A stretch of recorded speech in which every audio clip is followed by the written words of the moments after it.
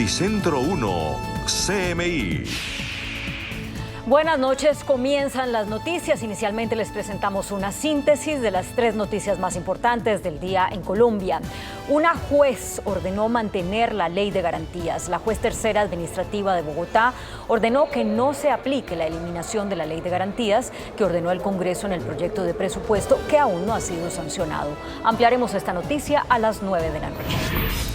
Ataque informático contra el DANE. Los sistemas de la entidad fueron objeto de ataque por cuenta de un hacker. Ampliación de esta noticia en nuestra emisión nacional a las 9 de la noche. La Fiscalía acusa a los detenidos de la primera línea de tener nexos con el ELN. Fueron revelados audios que demuestran el ingreso de dineros del ELN para financiar desórdenes durante el paro nacional. Ampliaremos esta noticia en nuestra emisión nacional a las 9 de la noche. Las siguientes son las noticias más importantes del mundo hoy. Se disparan los precios en Estados Unidos. Crecimiento más alto en los últimos 30 años. Presidente Biden dice que bajar la inflación es su prioridad. Cumbre de mandatarios de América del Norte. México, Estados Unidos y Canadá la próxima semana. Anulan multa de $465 millones que se había ordenado a Johnson & Johnson. Millonaria multa a Google en Europa. Cárceles en América Latina son una bomba de tiempo, dice Universidad de Londres. Canciller de Cuba acusa a Estados Unidos de fomentar desestabilización. Crecen desórdenes en Bolivia. Refuerzan seguridad policiva. COP26 a un paso de gran acuerdo climático. Carros con gasolina terminan. Solo se producirán hasta el 2035. Estado de desastre en Alemania por récord de contagios y muertes. Con Claudia Palacios y Margarita Ortega. Los precios están fuera de control en los Estados Unidos. La inflación se disparó, marcó su peor registro de los últimos 30 años. La pandemia, la crisis en la cadena de suministros y el alto costo de la energía han provocado estos malos resultados para octubre. La tasa interanual de inflación en Estados Unidos se disparó en octubre hasta el 6,2%, 8 décimas por encima de la de septiembre, lo que supone el registro más alto de los precios de consumo en este país desde 1990. Si se excluyen los precios de los alimentos y la energía, que tienden a ser más volátiles, el índice de precios subió un 4,6% durante el mismo periodo, el mayor salto desde agosto de 1991. Today's economic reports showing unemployment continued to fall, but consumer prices remain too high. Los mayores aumentos respecto al mes anterior se registraron en los alimentos, que subieron un 0,9%, la energía, que subió un 4,8%, y la vivienda, que aumentó un 0,5%. Los autos y camiones usados revirtieron el descenso de finales del verano y subieron un 2,5%, y los vehículos nuevos registraron un aumento del 1,4%. Hubo algunos descensos, como el de las tarifas aéreas, que cayeron un 0,7%, y el de las bebidas alcohólicas, que bajaron un 0,2%. El aumento de la inflación ha sido un sello distintivo de la recuperación de la pandemia, gracias a una potente combinación de demanda desenfrenada, escasez de materias primas y cuellos de botella a lo largo de las cadenas de suministro mundiales, y el salto en los costos de la energía solo lo está empeorando. La administración Biden y la Reserva Federal han sido inflexibles en que los aumentos de precios son temporales y esperados a medida que la economía se recupera de su peor crisis en una generación. Por su parte, el presidente Joe Biden, de visita en el puerto de Baltimore, aseguró que la inflación perjudica el bolsillo de los estadounidenses y que revertir esta tendencia es ahora una de sus prioridades. El presidente Joe Biden manifestó que las nuevas estadísticas de inflación, que muestran que los precios en Estados Unidos están subiendo más que en 30 años, son la prueba de que hay más trabajo que hacer antes de que la economía vuelva a la normalidad. La inflación perjudica el bolsillo de los estadounidenses y revertir esta tendencia es una de mis prioridades principales, dijo Biden en un comunicado difundido por la Casa Blanca. El presidente estadounidense también dijo que ha ordenado al Consejo Económico Nacional que busque medios para tratar de reducir aún más estos costos, y le ha pedido a la Comisión Federal de Comercio que contraataque cualquier manipulación del mercado o aumento de precios en este sector. a pesar del fuerte repunte económico de los últimos meses, con un crecimiento récord del empleo, un aumento de los salarios y un mercado bursátil al alza, muchos estadounidenses tienen un sentimiento negativo sobre el estado de la economía ante los elevados precios de la gasolina y otros productos de uso cotidiano a medida que se acerca la temporada navideña. El primer ministro de Canadá, Justin Trudeau, el presidente de México, Andrés Manuel López Obrador, y el presidente de Estados Unidos, Joe Biden, se reunirán en la Casa Blanca por primera vez en una reunión trilateral en 5 años.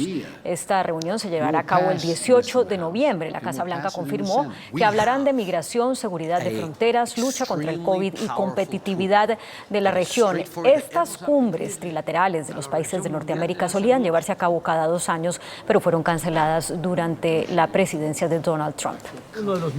La justicia estadounidense anuló la millonaria multa contra la multinacional Johnson & Johnson por su papel en la crisis de los opiáceos, los medicamentos analgésicos hechos a base de opio que se venden en las farmacias y a los que se señala de haber desatado una epidemia de adicciones y sobredosis en Estados Unidos. El Tribunal Supremo del Estado de Oklahoma ha anulado la multa de $465 millones a la farmacéutica Johnson & Johnson por su papel en la crisis de los opiáceos. Revocó así la condena impuesta por un juez en 2019, con la que obligaba a la empresa a pagar esta cantidad para financiar durante un año programas destinados a remediar la crisis de adicciones, que causó más de 500.000 de muertos en 20 años en Estados Unidos. El juez basó en aquel entonces su fallo en la ley contra los perjuicios públicos, al estimar que la empresa había adoptado prácticas engañosas de marketing y promoción de opiáceos al venderlos como seguros innecesarios. Ahora el argumento de la Corte Suprema de Oklahoma es que la ley de molestias públicas no puede aplicarse en este caso por varias razones. La primera de ellas es que el fabricante no puede ser responsable a perpetuidad de sus productos. La segunda es que no tiene el control generalmente de su producto una vez se ha vendido. Y la tercera es que la fabricación y la distribución de estos productos muy raramente causaron una violación del derecho del público.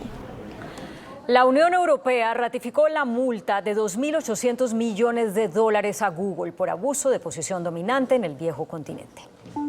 El Tribunal General de la Unión Europea mantuvo firme una multa superior a 2.400 millones de euros, es decir, unos 2.800 millones de dólares, al gigante tecnológico Google, por abuso de posición dominante en sus servicios de comparación de precios en línea. El gigante de las búsquedas de Estados Unidos violó las reglas de competencia y mereció la sanción impuesta por la Comisión Europea en 2017. Google abused its market dominance in general search by treating its own comparison shopping services more favorably than competing comparison shopping services. Google was displaying its own services prominently at the top or near the top of the first search result pages, irrespective of how good or relevant it was. Este tribunal rechazó una apelación presentada por Google a la sanción que le había sido aplicada y que en su momento constituía un monto sin precedentes en el bloque. Un estudio de la Universidad de Londres reveló que la situación de las cárceles en América Latina está en estado crítico y que la superpoblación en los recintos carcelarios de la región es una verdadera bomba de tiempo. Presos amontonados en espacios reducidos, infraestructura deficiente, falta de acceso a medicamentos y otros insumos básicos. Estas escenas se vivieron recientemente en las cárceles de Ecuador, pero se repiten a lo largo de toda América Latina. Según cifras de la base de datos World Prison Brief, Ecuador no es ni siquiera el país con mayor sobrepoblación penitenciaria en la región. Haití tiene la peor cifra de hacinamiento en sus cárceles, con una ocupación penitenciaria del 454,4% en comparación con la capacidad informada oficialmente. Le siguen Guatemala, Bolivia, Granada, Perú y Honduras. Ecuador entra más abajo en el ranking con una ocupación del 133,2% en sus prisiones y por su parte Colombia registra un 118,7%. La pandemia ha complicado aún más las consecuencias del hacinamiento en las prisiones, a pesar de medidas como liberaciones temporales ante la dificultad de implementar medidas de prevención en prisiones superpobladas.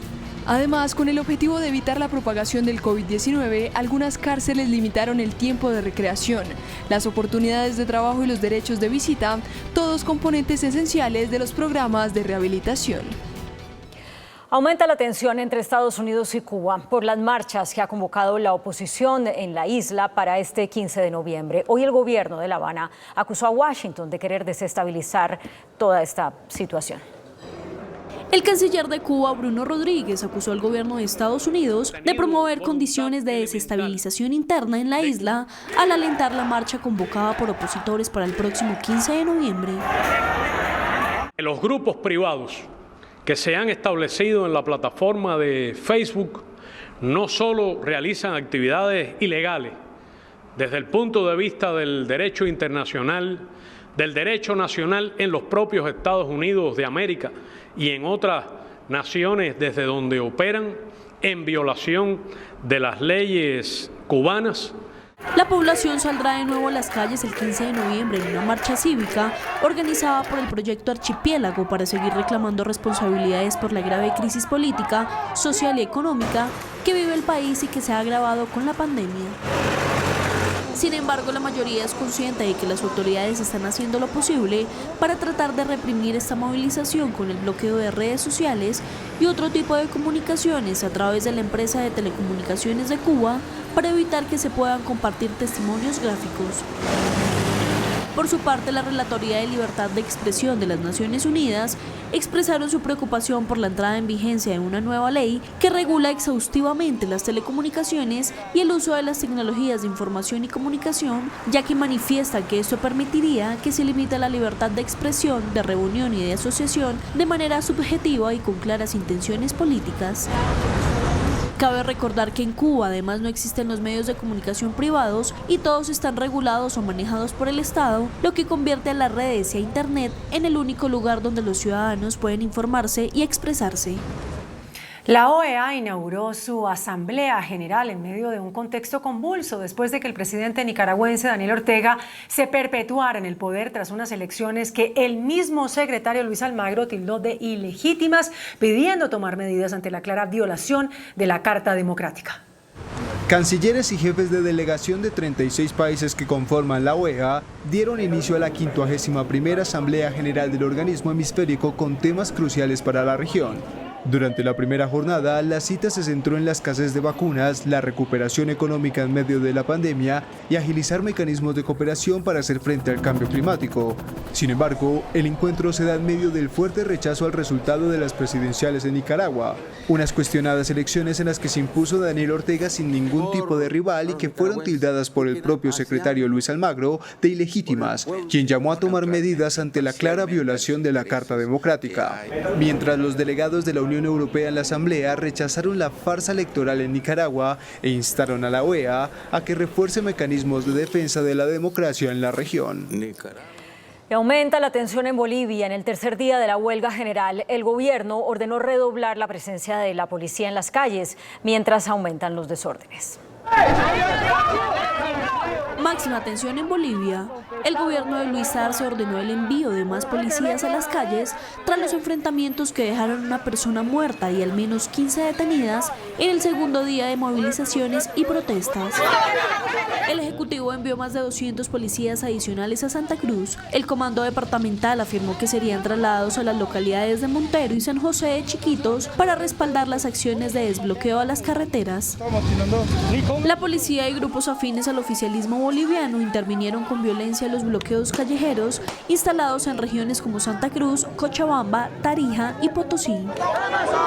Las manifestaciones que realizan los opositores es contra la estrategia nacional, contra la legitimación en ganancias ilícitas y financiamiento al terrorismo que fue presentada en agosto y que se conoce como Ley Madre.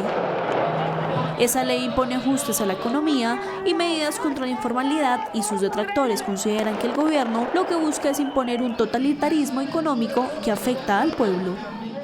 Los organizadores y anfitriones de la Cumbre Mundial del Clima, la COP26, anunciaron que están muy cerca de lograr un acuerdo definitivo y efectivo en la lucha contra el cambio climático.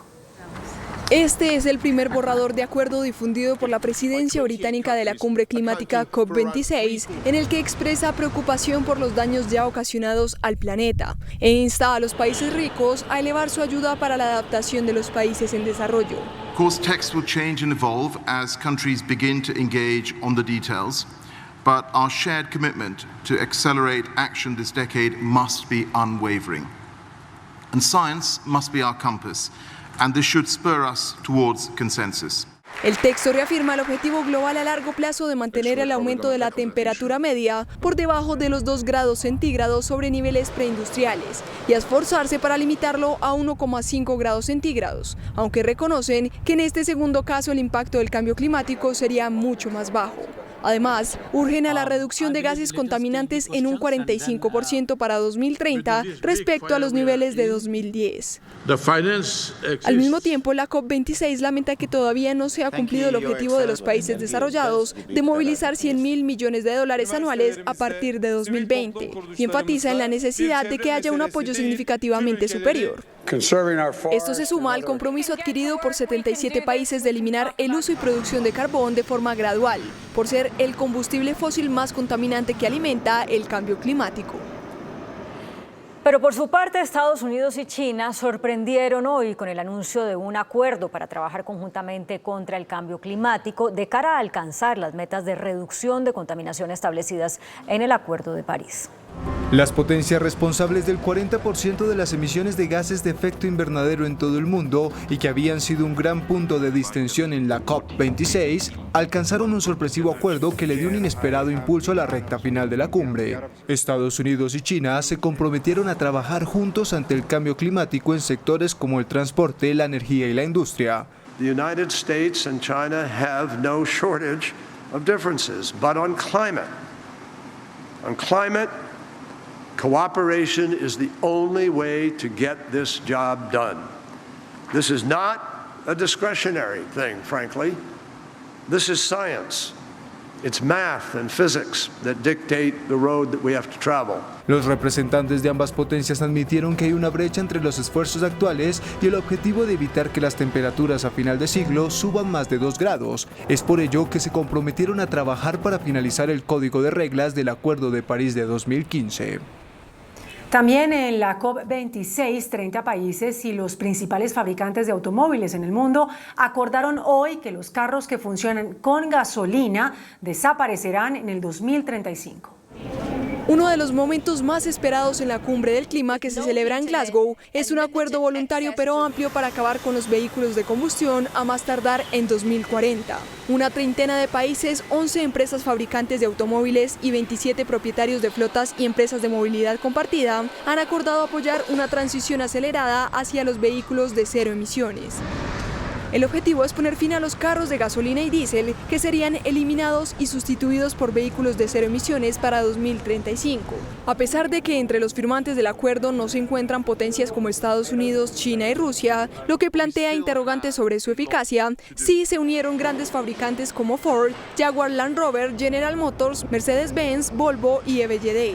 Las promesas de los países significan que la eliminación gradual de los vehículos de combustibles fósiles cubren ahora el 16% de los mercados mundiales de automóviles. La Organización Panamericana de la Salud dijo que los países de las Américas corren un alto riesgo de tener brotes de enfermedades prevenibles debido a la falta de vacunación de rutina derivada de la contingencia desatada por la pandemia. Las disminuciones significativas de las tasas de cobertura de inmunización en la región corre un alto riesgo de brotes nuevos y reemergentes de enfermedades prevenibles por vacunación. Así lo aseguró la OPS, que incluso advirtió que las Américas enfrentan una crisis inminente, por lo que pidió fortalecer una inmunización y otros programas de salud esenciales. El organismo también insistió en que la pandemia no ha terminado y de hecho América Latina sigue viviendo un momento preocupante de la pandemia, cuando las infecciones por coronavirus están aumentando en algunos países y el ritmo de vacunación no es el esperado. Para la OPS, después de 2 meses consecutivos de disminución de infecciones por COVID-19, los casos están en aumento con picos en zonas de Colombia y Bolivia. Solo la semana pasada se reportaron 700.000 nuevos casos y 13.000 fallecimientos a causa del coronavirus en la región. La declaración en una corte de la Florida de un profesor estadounidense vinculado a un caso de lavado de activos está a punto de convertirse en una nueva prueba contra el empresario colombiano Alex Saab y el caso que le adelanta al Departamento de Justicia por lavar millones de dólares para el gobierno de Nicolás Maduro. El empresario colombiano Alex Saab se reunió en secreto con las fuerzas del orden de Estados Unidos antes de su acusación por cargos de lavado de dinero en 2019, según los registros judiciales presentados ante el Tribunal de Distrito de Estados Unidos, Distrito Sur de Nueva York. La revelación fue hecha por el abogado del profesor de la Universidad de Miami, Bruce Bagley, en una sentencia presentada por primera vez este martes. Bagley, que se encuentra arrestado por cargos de lavado de dinero, acordó ocultar los pagos a los abogados para proteger a Saab de las miradas indiscretas en Venezuela. Bagley aceptará en una audiencia el próximo 16 de noviembre los cargos de lavado de dinero y también revelará algunos nombres de cómplices colombianos. El fallo de un tribunal federal en Washington le ha dado una importante victoria a la Comisión Legislativa que investiga el asalto al Capitolio del pasado 6 de enero. La jueza del distrito autorizó a la Casa Blanca para que entregue documentos secretos sobre las comunicaciones del entonces presidente Trump con sus allegados relacionados con la toma. La decisión aún puede ser apelada por Trump. El fallo de un tribunal federal ha dado de momento una importante victoria para la Comisión Legislativa que investiga el asalto al Capitolio del pasado 6 de enero. La jueza de distrito encargada rechazó una petición de emergencia promovida por el expresidente Donald Trump para mantener en secreto cientos de documentos de la Casa Blanca bajo pretexto de ser uno de los privilegios del Poder Ejecutivo. Los documentos relacionados con el asalto al Capitolio del 6 de enero por parte de partidarios de Donald Trump serán entregados a la Comisión de Investigación del Congreso a pesar de los intentos del expresidente por evitarlo. Estos registros, principalmente las comunicaciones y actividades de varios asesores y ayudantes de alto nivel del republicano, ayudarán a los congresistas a entender cómo transcurrieron los acontecimientos de aquel día y a despejar las sospechas sobre la responsabilidad de la Oficina Oval en los trágicos hechos en los que murieron 5 personas y obligaron a evacuar la sede del legislativo. La justicia española aprobó extraditar a Estados Unidos al exjefe de seguridad de Hugo Chávez por lavado de activos y organización criminal. Adrián José Velázquez, quien fuera jefe de la seguridad personal de Hugo Chávez, está acusado de participar junto a su esposa, ex enfermera del fallecido presidente venezolano, y un empresario en una trama corrupta para lavar millones de dólares y defraudar al sistema de cambio de divisas del país bolivariano. Esta decisión se convierte en un nuevo golpe para el gobierno venezolano, que también está a la expectativa de la posible extradición de Hugo El Pollo Carvajal, pedido por una corte de Nueva York al gobierno español. Y aumenta la cuarta ola de COVID en Alemania, en medio de un nuevo récord de contagios y el reporte de más de 200 muertes en un solo día. Baviera, estado en el sur del país, declaró el estado de desastre. El continente europeo teme una nueva crisis hospitalaria por el aumento de contagios. Según una nueva recomendación de la Comisión Permanente de Vacunación alemana, los menores de 30 años deberían ser vacunados contra el COVID-19 solamente con la vacuna de Pfizer-BioNTech, descartando a la vacuna de Moderna. Justifican su decisión con un nuevo análisis de datos que asegura que tras la vacunación con Moderna se han observado inflamaciones del miocardio y del pericardio en personas jóvenes. Estas mismas recomendaciones rigen para las embarazadas. Este anuncio se da cuando en el país se volvió a registrar nuevos máximos de incidencia y contagios diarios desde el comienzo de la pandemia, con una tasa de vacunación insuficiente para hacer frente a la cuarta ola, y cuando el estado de Baviera declaró el estado de desastre ante el aumento de infecciones. Las autoridades sanitarias alemanas reportaron 39.676 nuevos contagios, el tercer récord en menos de una semana, tras los 33.949 del jueves y los 37.120 notificados el pasado viernes. La incidencia marca su récord consecutivo y se sitúa en 232,1 nuevos contagios por cada 100.000 habitantes. La cifra de muertos por COVID-19 en las últimas 24 horas ascendió a 236, un aumento frente a los 194 de hace una semana. Y Noruega, entre tanto, registró por primera vez más de 2.000 casos diarios de coronavirus y evalúa restablecer restricciones. Noruega, uno de los países menos afectados en Europa por la pandemia del coronavirus, registró hoy un récord de nuevos casos, mientras las autoridades estudian medidas tras eliminar las restricciones en septiembre pasado. Durante las últimas 24 horas se notificaron 2.126 nuevos casos, 500 más que hace una semana y por encima del récord de 1973 del pasado 1 de noviembre. El número de ingresos hospitalarios por su parte asciende ahora a 187, 11 más que el día anterior. La Dirección General de Salud está considerando establecer controles aleatorios en las fronteras y medidas dirigidas al personal sanitario no vacunado que esté en contacto con pacientes. Y por su parte, Dinamarca, uno de los países menos afectados por la pandemia desde el inicio de la misma, anunció que reimpondrá las restricciones y el uso obligatorio del carnet de vacunación para poder combatir este nuevo brote de COVID. El Comité de Epidemias del Parlamento danés expresó que la pandemia vuelve a ser considerada como socialmente crítica, aprobando así los planes del gobierno para reintroducir ciertas restricciones relacionadas con el coronavirus, como el pasaporte COVID-19.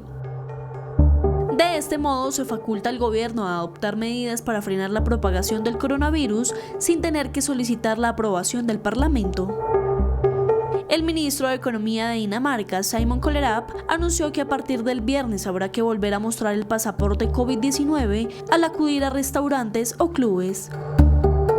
Este documento certifica la vacunación, haber superado la enfermedad y se exige a los adultos y a los niños mayores de 15 años.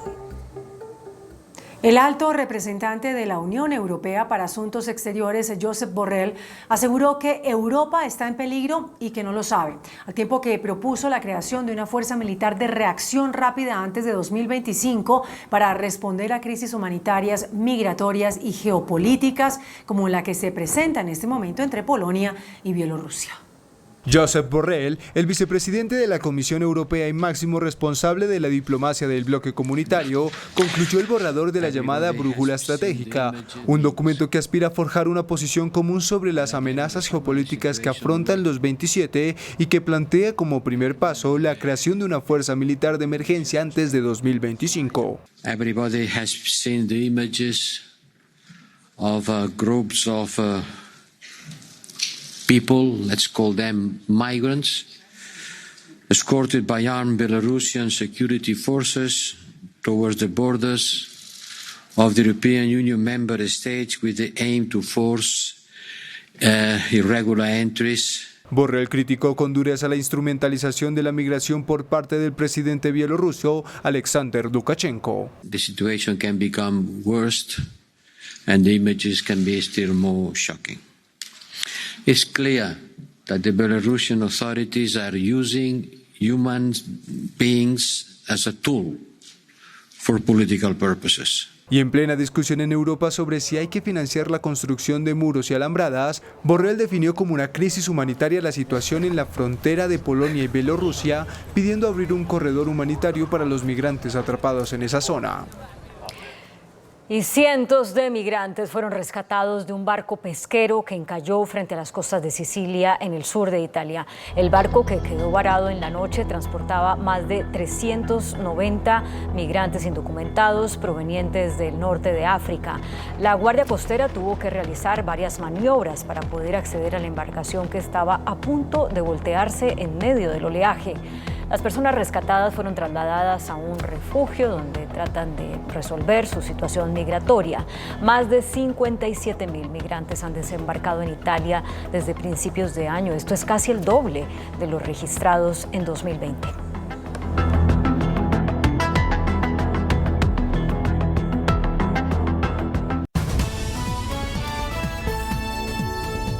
Noticentro 1, CMI. Corte Constitucional niega tutela al expresidente Álvaro Uribe. El exmandatario continuará en condición de acusado y vinculado al proceso por presunto fraude procesal y soborno a testigos. Juez de Bogotá ordena mantener ley de garantías. Ataque informático al DANE. Fiscalía denuncia vínculos de primera línea con ELN. Incautan misiles artesanales cerca de Buenaventura.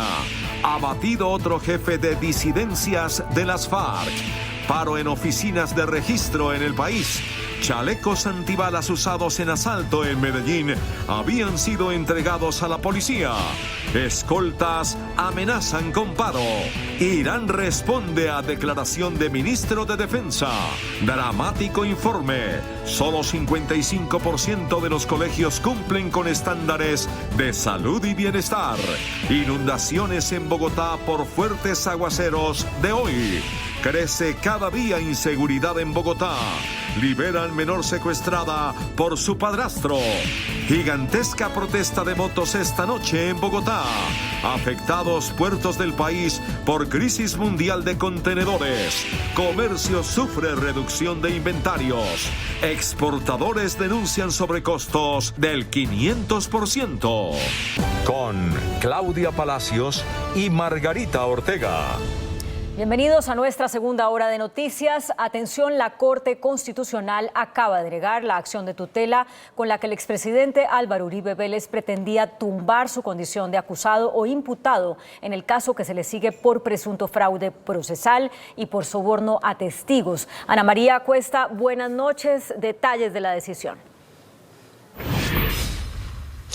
Muy buenas noches, Claudia. Con 5 votos de los magistrados Linares, Fajardo, Ortiz, Pardo y Reyes, la Sala Plena de la Corte Constitucional le acaba de negar una tutela al expresidente Álvaro Uribe Vélez, con la que pretendía dejar sin efectos una decisión judicial que había equiparado la indagatoria que rindió ante la Corte Suprema de Justicia como una imputación de cargos. Democracia. Con esta determinación que ratifica la imputación contra Uribe, el proceso penal contra el expresidente por soborno y manipulación de testigos continuará igual, en la etapa en la que se encuentra en este momento. La Corte decidió esta noche que la indagatoria y la imputación son funcionalmente equivalentes y esta decisión tendrá consecuencias para otros procesos. La Corte señaló que cuando hay, en la parte motiva, cuando hay un cambio de sistema procesal de ley 600 a ley 906 o viceversa de ley 906 a ley 600, cuando hay un cambio por renuncia o por adquisición del fuero constitucional, cuando por ejemplo un ciudadano es elegido congresista, durante la etapa de la investigación conservará validez todo lo actuado. ¿Cuál es el efecto práctico? Pues que cualquier otra persona que vuelva a renunciar en un sistema ante la Corte de Ley 600 para caer en el 906, como el caso de Richard Aguilar, pues no tendrá la posibilidad de alegar más que indagatoria e imputación no corresponden porque la Corte ya las equiparó. En los próximos días, una jueza de la República deberá decidir si precluye o termina el proceso en favor de Uribe, como lo ha solicitado la Fiscalía. La Fiscalía ha pedido la preclusión del caso porque considera que no hay delito en las conductas que le han endilgado al expresidente y que no se puede comprobar que él sea autor o partícipe. A Uribe lo investigan por presuntamente haber buscado a paramilitares en las cárceles para que declararan que él no ha tenido vínculos con las autodefensas y para que señalaran al senador Iván Cepeda de orquestar un montaje en su contra. Los magistrados Ibáñez, Meneses, Lizarazo y Rojas fueron derrotados porque ellos votaron en favor de concederle la tutela a Álvaro Uribe Vélez. Ana María Cuesta, desde el Palacio de Justicia. Margarita, sigue usted con más información. Ana María, muchas gracias, buena noche. Y una juez de Bogotá le ordenó al presidente Iván Duque y a las entidades del orden nacional abstenerse de darle aplicación a la eliminación de la ley de garantías incluida en la ley de presupuesto de 2022. En respuesta a una acción de tutela, el Juzgado Tercero Administrativo de Bogotá le ordenó al presidente de la República, Iván Duque, y a las entidades del orden nacional abstenerse de darle aplicación a la eliminación de la ley de garantías.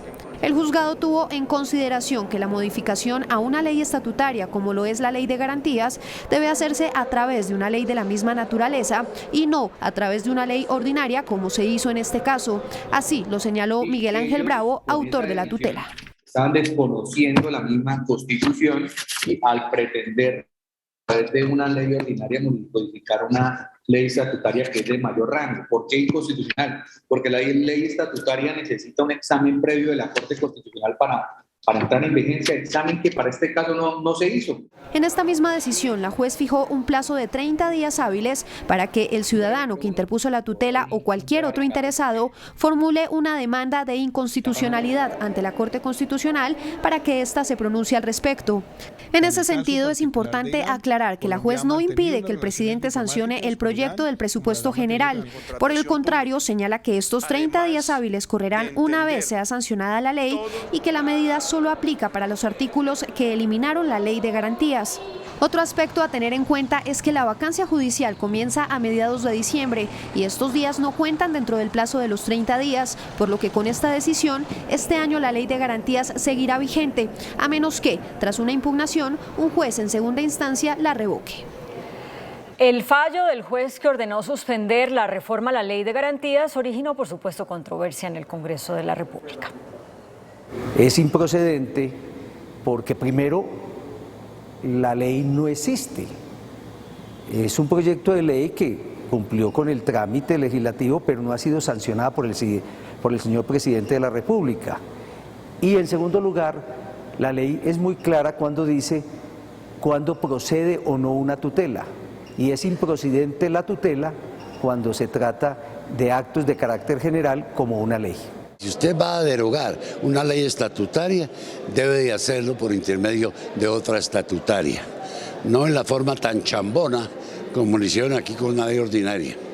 Entonces el juez ha hecho lo que cualquiera haría, simplemente suspender los efectos de lo tramitado hasta ahora, hasta tanto la Corte Constitucional no se pronuncie. Comprendemos que se debe equilibrar la cancha en una etapa preelectoral, por eso queremos hacer un buen debate de una ley estatutaria para modificar la Ley de Garantías, que es el camino y la oportunidad para hacerlo. El DANE fue blanco de un ataque informático sin precedentes que provocó la caída de varias de sus plataformas, incluida la página oficial donde se publican los estudios sociales y demográficos más importantes del país. A través de la cuenta oficial de Twitter del DANE, se informó que desde la medianoche del pasado martes, la entidad fue blanco de los hackers. Los sistemas de la entidad fueron objeto de un ataque informático. Sin embargo, en la misma comunicación difundida por Twitter, se entregó un parte de tranquilidad en torno a la seguridad de los datos e informes estadísticos que maneja la institución. Tanto la información que maneja la entidad como la privacidad de los datos suministrados están a salvo. En medio de esta situación de contingencia, el DANE hizo un llamado a los usuarios. Hacer caso omiso a cualquier comunicación electrónica proveniente de supuestos funcionarios del DANE. Hemos ya hecho la denuncia penal ante la Fiscalía General de la Nación, en donde ya la denuncia a las 6:30 de la tarde ha sido dedicada en reparto para iniciar las investigaciones penales que acarrean el incidente cibernético. Este caso de ataque informático al DANE, que no tiene antecedentes recientes, ya está siendo investigado por la Unidad de Delitos Informáticos de la Policía. A esta hora continúa la diligencia judicial contra los integrantes de la primera línea capturados en las últimas horas. La Fiscalía les acusa de tener vínculos con la guerrilla del ELN. En el proceso judicial que se adelanta contra los 13 miembros de la primera línea en Bogotá, capturados por presuntamente cometer actos violentos durante el paro nacional, la Fiscalía dio a conocer pruebas que los relacionarían con el ELN. Pero marica, se supone, ¿no? Que el ELN nos debe a nosotros 100. El fiscal del caso señaló que los jóvenes representan un peligro para la sociedad y para el proceso y los calificó como un grupo radical extremista. Son aquellos que comienzan con una manifestación legítima, protegida por la Constitución y la ley, pero que abusan de dicha protección para ir más allá y pasar la línea de la legalidad a la ilegalidad. Entre las pruebas contra los capturados hay transacciones monetarias, la declaración y evidencias suministradas por un agente infiltrado en la primera línea de Engativá, así como videos, audios y conversaciones de WhatsApp. A esta hora, un juez decide si los cobija con detención domiciliaria o si los envía a una cárcel como lo solicitó la Fiscalía. La Comisión Segunda del Senado hundió el proyecto de ley que buscaba acabar con el Escuadrón Móvil Antidisturbios SMAT. La iniciativa de los senadores de oposición, Antonio Sanguino, Iván Cepeda y Feliciano Valencia, fue archivada con 7 votos en contra y solo 3 a favor. Se impuso la tesis mayoritaria de que el SMAT es necesario para combatir los actos vandálicos y delincuenciales en las protestas sociales. La Armada reportó la incautación de 5 misiles artesanales cerca de Buenaventura. Hay alarma por los planes del grupo armado Jaime Martínez, disidente de las FARC en el Valle del Cauca, al que le fueron incautados los misiles y otras armas y municiones que estaban en una caleta cerca de la vía al mar. En un operativo en el Valle del Cauca, las autoridades dieron de baja a alias Hugo o Camilo, cabecilla de las disidencias de las FARC. En zona rural de Bugalagrande, Valle del Cauca, murió en enfrentamiento con el ejército Jair Bermúdez, alias Hugo, quien según las fuerzas militares estaba comandando la expansión del grupo disidente de las FARC, autodenominado Adán Izquierdo, por el norte del departamento. Se entra en combate con la estructura de seguridad de este bandido, con el bandido, y es neutralizado él y un bandido de su estructura de seguridad. Asesino de soldados y policías, asesino de líderes sociales y líderes ambientalistas, quien también dirigió el ataque miserable contra la unidad de restitución de tierras, que tenía propósitos extorsivos a los comerciantes, a los ganaderos y a los agricultores de la región, que tenía propósitos de afectación a nuestros soldados y policías, como la Brigada de Desminado Humanitario. Alias Hugo también tenía una orden de captura por la masacre de 5 jóvenes, ocurrida el 25 de enero de este año en Tuluá.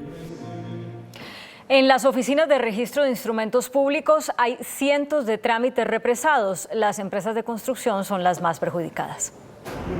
Gran parte de las oficinas de notariado y registro en el país se encuentran en paro. Los funcionarios que están en cese de actividades han acudido incluso al saboteo para evitar que se presten los servicios, como se ve en esta imagen. Pero ¿cuál es la molestia de los trabajadores? El paro se da porque se ha venido tercerizando los servicios que prestan las oficinas de registro.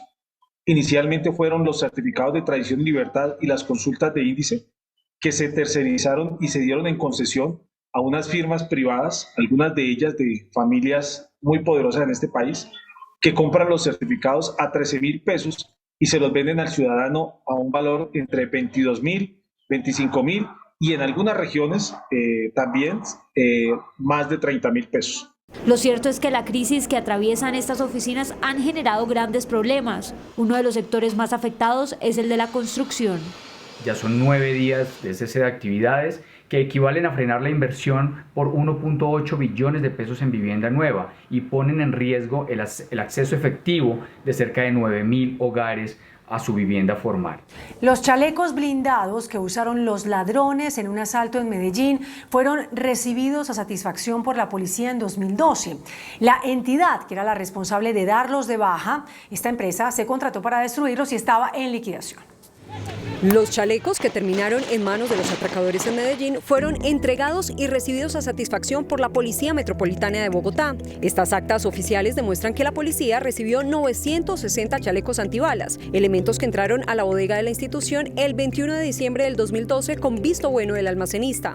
4 meses después, el 2 de abril, se hizo una segunda entrega de 430 chalecos, recibidos a satisfacción por el almacenista de la MEVOC y el técnico armero de la misma institución. La policía era la encargada de darle de baja estos elementos, por lo que en el 2019 habría firmado un contrato para este propósito, con Progesa y Servicios Directos H&M, empresas en liquidación, que entregaron supuestos certificados de destrucción de más de 3.000 chalecos. Algunos de ellos habrían terminado en el mercado negro. Cerca de 3.500 escoltas de la Unidad de Protección alistan un paro. Reclaman garantías laborales y pago de viáticos. Los sindicatos de trabajadores de la Unidad Nacional de Protección y de los escoltas anunciaron que están alistando una huelga en protesta por lo que consideran condiciones inadecuadas de trabajo y exigencias como el reconocimiento del pago de viáticos cuando tienen que desplazarse a otras ciudades para cumplir con su misión de protección de la vida. Las garantías de desplazamiento o llamados viáticos que no se están cancelando debidamente a nuestros compañeros para que puedan desarrollar a cabalidad la prestación del servicio. Dicen que la mayoría de escoltas están tercerizados y exigen una formalización. Somos más de 8.000 escoltas tercerizados. O sea, más del 80-90% del programa de protección es tercerizado. Pidieron la mediación del Ministerio del Trabajo para encontrar una solución y evitar una huelga. El gobierno de Irán protestó hoy por las declaraciones del ministro de Defensa Diego Molano en el sentido de que ese país es enemigo de Colombia. El embajador iraní en Bogotá dijo que los dos países son amigos. Aquí tenemos un enemigo común y es el caso de Irán y de Hezbollah, que opera en contra, por supuesto, de Israel, pero también apoya el régimen de Venezuela. Esta declaración del ministro de Defensa Diego Molano, que ya había sido corregida por el presidente de la República Iván Duque, fue rechazada por el gobierno de Irán a través de su embajador en Colombia, Mohamed Ali Ziai. Irán y Colombia son dos países amigos y tienen una histórica relación. La destrucción de esa relación no beneficia a los pueblos de los dos países.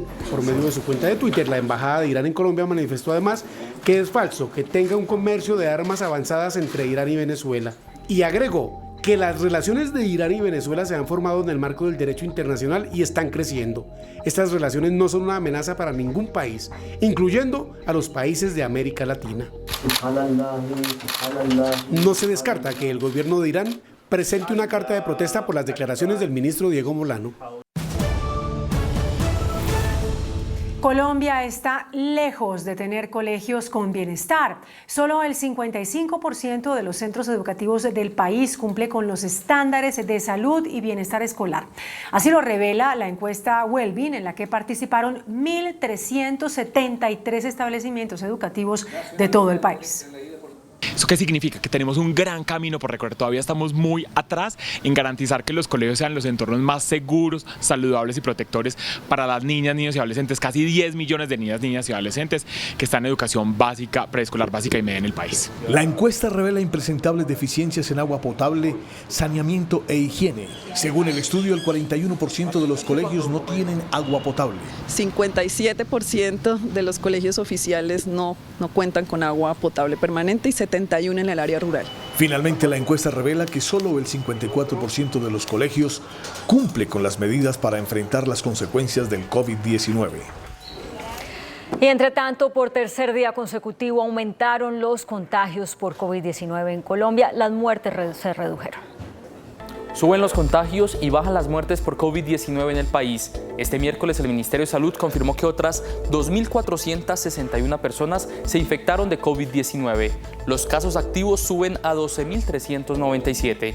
Las muertes reportadas en las últimas horas, otras 30. El total de fallecidos por coronavirus, un total de 127.640 fallecidos. Los recuperados aumentaron con otros 2.195 para un total de 4.864.547. Y las cifras de los últimos 4 días, el domingo con 2.061 contagios, 45 muertes. El 8 de noviembre, el día lunes, 1.917 contagios, 38 fallecidos. Ayer, 2.199 contagios, 39 fallecidos. Hoy, 2.461 contagios, 30 fallecidos. Las fuertes lluvias en Bogotá generaron inundaciones en varios sectores del centro y norte de la ciudad. Uno de los barrios más afectados fue San Fernando, en la localidad de Barrios Unidos. El agua irrumpió en las casas y locales comerciales. Algunos vehículos quedaron atrapados. En el Parque Nacional se inundó el campamento de los indígenas en Vera. Los cambuches quedaron en medio de una laguna. La inseguridad y la violencia no tienen freno en Bogotá. Un grupo de vacunadores resultó víctima de los ladrones.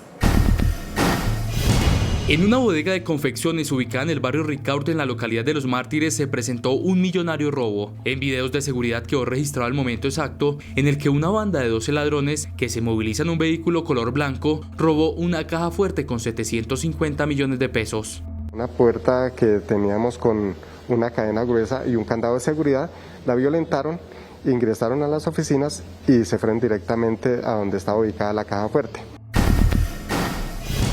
A pocos metros del Parque de Lourdes, en la localidad de Chapinero, se presentó una balacera. Un escolta, quien intentó evitar un atraco masivo, mató a uno de los delincuentes que se movilizaba en motocicleta.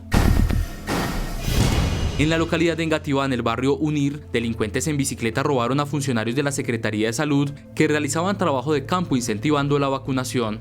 Los delincuentes se llevaron los objetos personales de los funcionarios y hasta una nevera con vacunas. El Gaula de la policía liberó en las últimas horas a una menor de edad que había sido secuestrada por su propio padrastro. La madre de la niña de 10 años denunció que el padrastro se llevó a la niña en medio de una ruptura amorosa. Además del secuestro, el sujeto habría agredido físicamente tanto a la mujer como a la pequeña. La liberación se dio en zona rural de Valledupar. El DANE reveló un aumento de la población afrodescendiente en Colombia. Desde Quito, el director del DANE dio a conocer los resultados del Censo Nacional de Población y Vivienda 2018, donde se destaca la cifra de personas que se autorreconocen como afrodescendientes en el país. Que a nivel nacional, pues nosotros estábamos hablando de más de 4.6 millones de personas negras afrodescendientes en el territorio nacional. El director del DANE también entregó los resultados del autorreconocimiento de las personas indígenas en Colombia. A nivel nacional nosotros tenemos una estimación de aproximadamente 1.9 millones de personas que se autorreconocen indígenas. Los resultados fueron entregados en medio de una reunión con diferentes líderes indígenas en el departamento del Chocó. Centenares de moteros protestaron esta noche en Bogotá contra la estigmatización y el mal estado de las vías que ha disparado el número de accidentes. Llegaron en moto al Campín y allí se tomaron la carrera 30. Era la protesta de los moteros de Bogotá. El tema de malla vial, tenemos que hacer algunas estrategias con los huecos más grandes que tenemos sobre avenidas principales, que se prioricen, de hacer de alguna manera una reacción de esos huecos que se tapen pronto. Reclamaban por la estigmatización y la prohibición de llevar acompañantes. Nos tienen estigmatizados que todos los motociclistas somos ladrones y no es así. Son algunos cuantos ladrones que hacen mella en motocicleta, pero el gremio se siente estigmatizado por lo mismo. Lo de la restricción del acompañante, eso es un derecho que nosotros tenemos. Si ellos dicen que los índices de inseguridad están en los ladrones que van con sus acompañantes robando, ¿por qué van a meter a toda la gente? Dicen que si les toca 1, 2 o 3 veces salir a tomarse las vías, lo harán hasta que sean escuchados sus reclamos.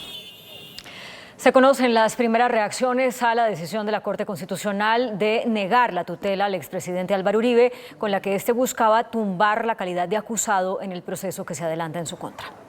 Lo que me parece verdaderamente lamentable es que los juristas en Colombia se parezcan tanto a los políticos y se parezcan más a un partido político que a un grupo de ecuánimes juristas. Es una decisión plenamente justificada y en derecho. Nos alienta a seguir este camino, siempre manteniendo el respeto y el acatamiento por las instituciones y por la justicia. El presidente de la Asociación de Exportadores, Javier Díaz, afirmó que la escasez de contenedores a nivel mundial ya genera sobrecostos de 500% en las importaciones para Colombia. De acuerdo con el reporte de la agremiación, los sobrecostos en materia logística alcanzan hasta un 500% debido al incremento en el tiempo de descargue de mercancía por parte de los buques en los puertos. Hoy los fletes marítimos ascienden a $22.000, mientras que al inicio de la pandemia estaban en $2.500. Los buques están haciendo fila en los puertos, no se liberan los contenedores, no se pueden descargar rápidamente. Y eso hace que la operación sea mucho más lenta. La situación internacional ya representa escasez de productos que afectará los precios al consumidor. Finalmente, los mayores costos de transporte terminen traduciéndose en mayores precios para los productos al consumidor. En últimas, el consumidor termina pagando esos mayores costos. Se busca un acuerdo de la Comunidad Andina de Naciones para minimizar los costos de los bienes importados de acuerdo con los estándares de la Organización Mundial del Comercio. El presidente de FENALCO, Jaime Alberto Cabal, advirtió que el 40% del comercio reporta reducción de sus inventarios por las dificultades para importar productos. El comercio organizado empieza a sentir la escasez de productos a nivel mundial, que se traduce en una menor disponibilidad de bienes importados. El 40% del sector ha manifestado una disminución en sus inventarios, lo que podría afectar la oferta de productos de cara a la temporada de fin de año. Hay dificultad en el transporte de mercancías para importar, lo que está haciendo que los inventarios empiecen a mermar, a pesar del gran esfuerzo que han hecho los comerciantes. FENALCO pidió al gobierno a través de una carta una reducción en los aranceles para materias primas y productos terminados y evitar fuertes alzas. Una rebaja sustancial de los aranceles, 0% a las materias primas importadas para la industria en la producción de bienes nacionales y 5% para los bienes importados que son comercializados a través del comercio, con el objeto de poder compensar esos altísimos costos y evitar inclusive mucha carestía que va a generar mayor inflación en el país. El comercio pide pronta solución desde el gobierno nacional. Los puertos de Barranquilla y Buenaventura ya tienen problemas por la escasez mundial de contenedores. La crisis global de contenedores ya se siente en la zona portuaria de Barranquilla a raíz del desbalance mundial tras el confinamiento y ahora la alta demanda posterior. En el caso local, traer un contenedor de la China, Japón o Corea genera en este momento pagar en fletes hasta 8 o 10 veces más de lo que se pagaba antes de la pandemia. Pero pudiera ser 1.800, 2.000, 2.200 dólares. Esos precios ya no se ven, ya podemos estar hablando de 12.000, 13.000 dólares por contenedor. Importadores y exportadores también han sentido demora en la entrega por la escasez de contenedores. Si antes te entregaban un producto a los 10 días o a los 20 días, hoy se está demorando 30, 40 días. Entonces eso genera pues una sensación de escasez. Hay casos en que se importan productos baratos, pero ante la escasez del mismo se han encarecido.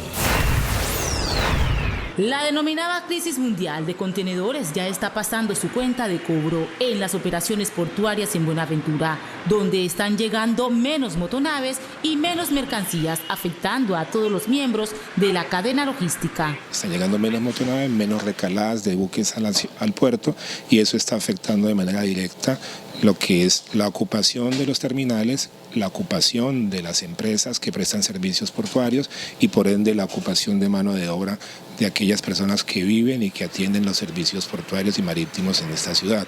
Para los entendidos, son dos las causales que generan que Buenaventura esté presentando casos en el tema de las operaciones marítimas. Estamos 130, es decir, por cada 100 contenedores que entran cargados solo logramos cargar 30. Otra problemática que debe afrontar Buenaventura es que no se profundiza su canal de acceso a la bahía. Este tema de la crisis de contenedores se dio en el 2020 durante la pandemia de COVID-19 que obligó a paralizar todas las operaciones portuarias en el mundo.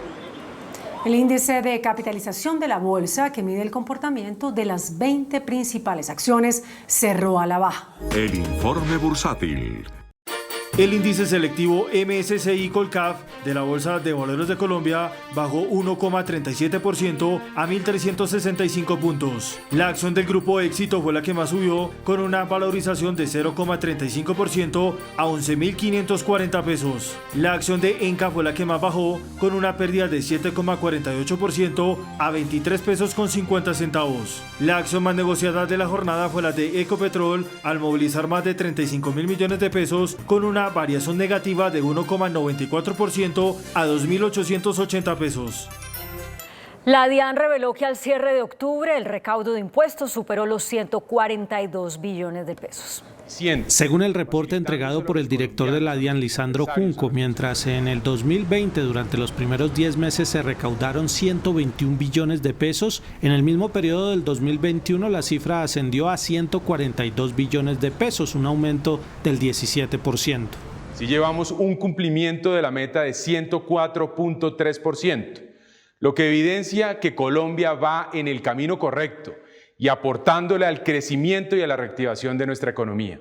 Las principales fuentes de recaudo reportadas por la DIAN tienen que ver con los impuestos de renta, IVA y aduanas. El dólar cerró a la baja. Indicadores económicos en Noticentro 1 CMI. La tasa representativa del mercado que regirá para mañana jueves será de 3.875 pesos con 38 centavos. Los profesionales del cambio compran la divisa en promedio entre 1.760 pesos y la venden entre 1.800 pesos. Un euro cuesta 4.450 pesos con 50 centavos. La libra de café en Nueva York se cotizó a $2 con 4 centavos. El azúcar se transó en 19,66 centavos de dólar la libra. El barril de petróleo WTI se cotizó en $81 con 28 centavos. La referencia Brent para Colombia se cotizó en $82 con 57 centavos. Una acción de Ecopetrol cuesta 2.880 pesos.